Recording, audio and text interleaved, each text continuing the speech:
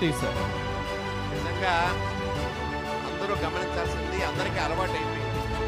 గత 25 సంవత్సరాల నుంచి మనం తెల్లారి లెగంగానే న్యూస్ పేపర్ చూస్తాం. కానీ ఇవాళ డిజిటల్ మీడియా వచ్చిన తర్వాత నిమిషాల్లో వార్తలు వచ్చేస్తున్నాయి, అది కూడా నిజాలు వస్తున్నాయి. వార్తాపత్రికలు మనం నమ్మలేకపోతున్నాం నిజంగా చెప్పాలంటే ఈ రోజున. అటువంటి నిజమైనటువంటి వార్తల్ని ఏ రోజునైతే ఈ డిజిటల్ మీడియా కరెక్ట్గా పంపుతూ ఉంటుందో వీళ్ళకి ఇక చావు అనేదే లేదు. ఖచ్చితంగా ఇంకా ముందు డెవలప్ అవ్వాలి. జాఫర్ నాతోటి పాటుగా జాఫర్ నన్ను కూడా ఇంటర్వ్యూ చేశాడు టీవీ 9లో, నాకు బాగా గుర్తు. నేనేం చెప్తున్నానంటే మీరందరూ కూడా ఒక పద్ధతి ప్రకారంగా ఇప్పుడు వెళ్తున్నారు. ఇంతవరకు గీత అయితే దాటలేదు. డిజిటల్ మీడియా అందరినీ నేను రిక్వెస్ట్ చేస్తున్నాను, గీత దాటకుండా ఉన్న నిజాన్ని ఖచ్చితంగా చెప్పండి చాలు. మీకు భవిష్యత్తు అద్భుతంగా ఉంటుందని నేను కోరుకుంటున్నాను. వార్తాపత్రికల తాలూకా గ్రావిటీ పోయింది, వార్తాపత్రికల తాలూకా గౌరవం పోయింది. వార్తాపత్రికలు నిజంగా చెప్పాలంటే వాళ్ళు ఎవరు రాస్తున్నారో కూడా అర్థం కాని పరిస్థితిలో ఉన్నాం.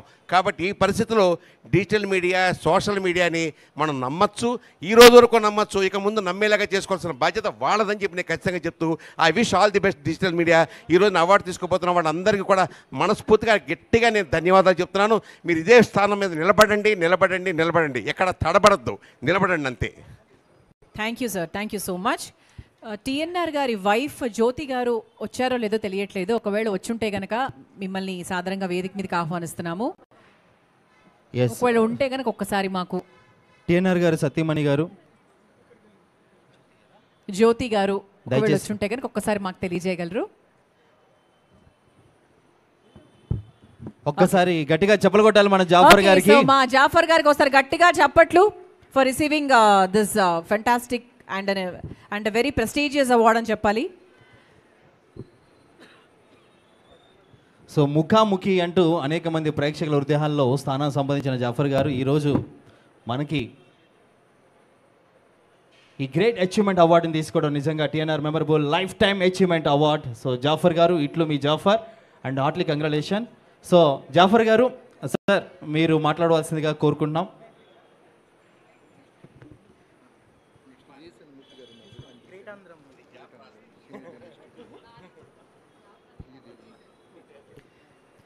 సో ఆ తర్వాత అవార్డు అందుకోబోతున్నది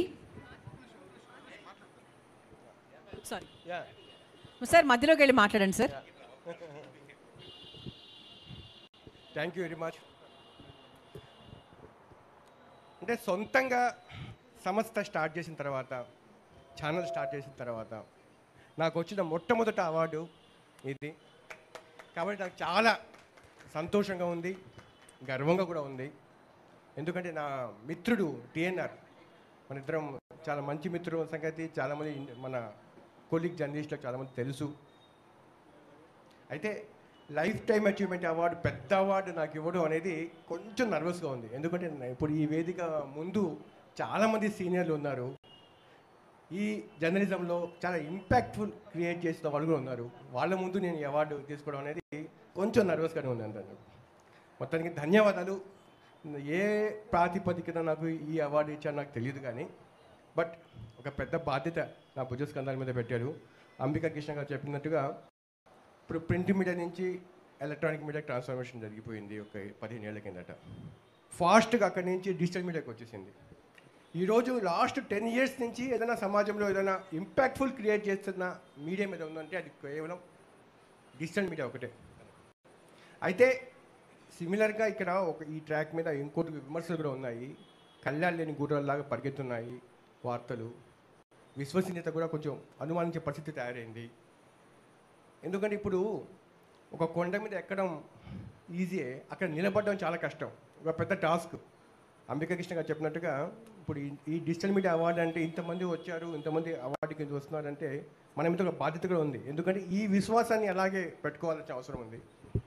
అంటే నేను ఇక్కడ గమనించింది సార్, యాక్చువల్గా అంటే అది నార్త్ సైడు ఉంది, కొంచెం ఎక్కువగా యూట్యూబ్ ఛానల్స్ వచ్చిన తర్వాత అన్హెల్తీ కాంపిటీషన్స్ ఎక్కడ ఉన్నాయి అక్కడ నార్త్ సైడ్.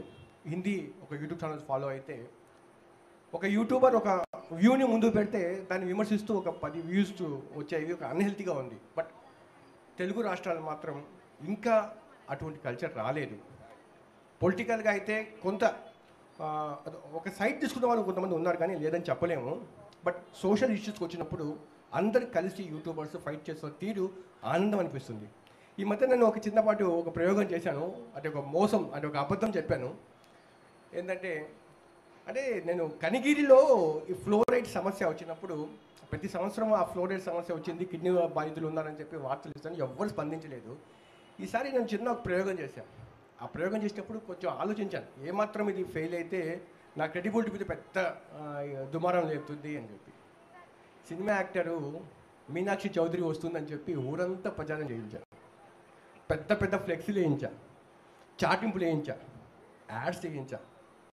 డేట్ ఫిక్స్ అయింది, ఇన్విటేషన్ తీసుకుని వెళ్ళి ఎమ్మెల్యేకి ఇచ్చా. సార్ మీరు రావాల్సిందే అని చెప్పి ఎమ్మెల్యే గారు ఒప్పుకున్నారు. మీనాక్షి చౌదరి అందరూ వస్తున్నారు కదా అని చెప్పి.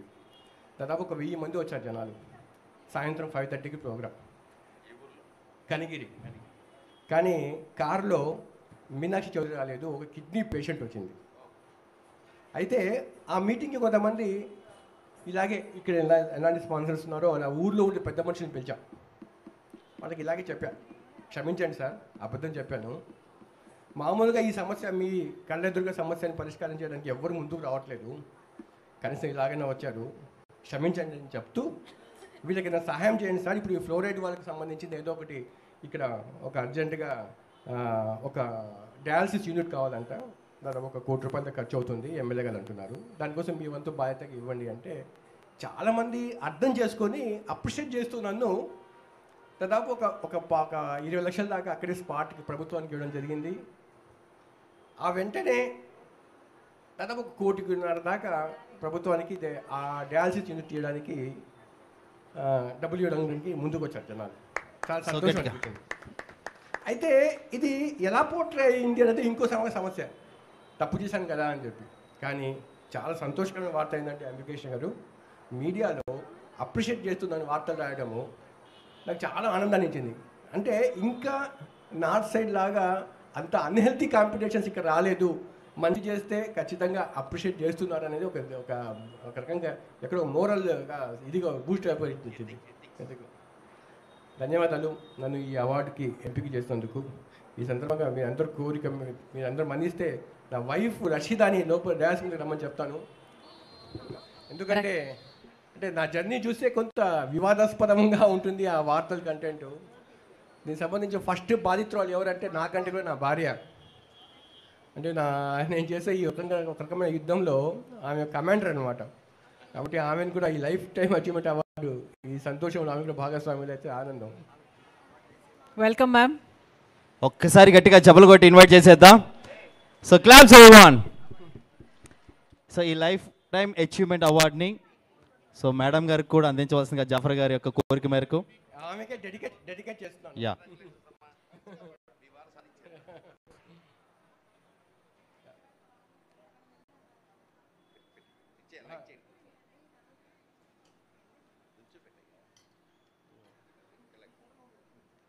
భార్యలకు డెడికేట్ చేయడం మనం ఎక్కడ చూడలేదు, చూసారా? ఇది కూడా నేర్చుకోవాలి జాఫర్ గారి తరఫు నుంచి.